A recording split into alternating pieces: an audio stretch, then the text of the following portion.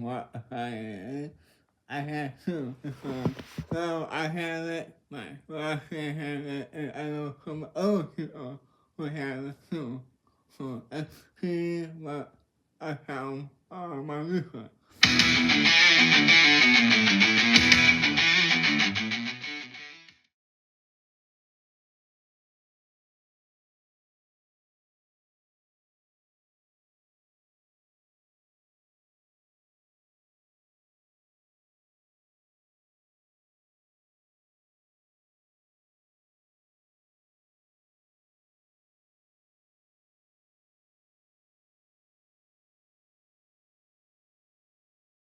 Part 1. What anxiety really is.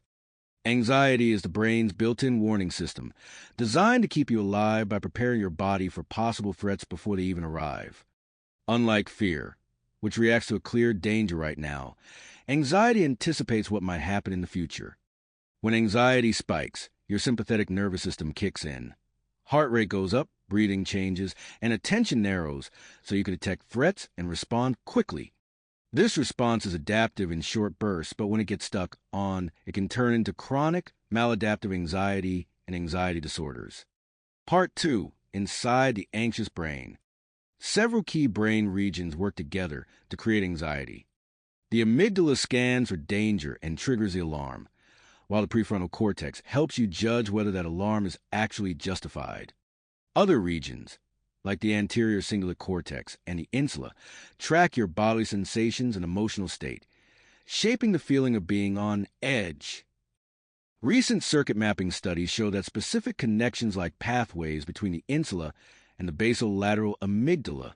When scientists inhibit some of these pathways, anxiety-like behavior drops without major cognitive side effects, suggesting highly targeted future treatments. Part 3. How common is anxiety?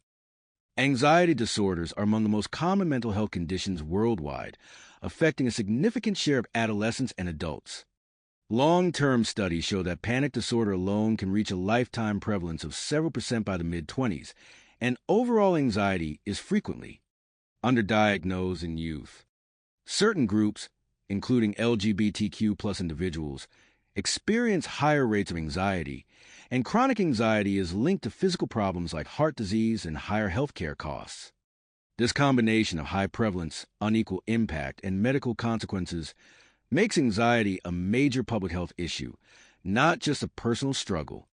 Part 4. New directions in treatment.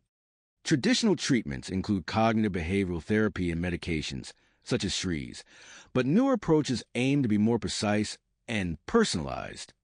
Some clinics now use genetic testing panels to help guide medication choices, reducing trial and error for people who do not respond to first-line drugs.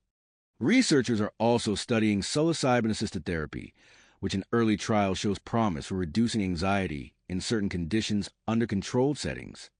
Other innovations include virtual reality exposure therapy for phobias, digital therapeutics that train new habits, and anti-inflammatory strategies targeting biological markers linked to anxiety. On the neuroscience side, drugs that modulate receptors like mGluR2 in specific circuits may reduce anxiety with fewer side effects. Part 5. How you can use this. If you want to explore this topic further, you could dive into questions like, how does neuroplasticity help rewire an anxious brain? Or, can mindfulness practice change activity in these anxiety circuits? You might also look at how social media, sleep, caffeine, or exercise interact with the brain systems discussed earlier. For viewers struggling with anxiety, it is important to remember that the symptoms are tied to real brain and body processes and effective, evidence-based help exists. Encouraging professional support, self-education, and healthy habits can all be part of a science-informed recovery plan.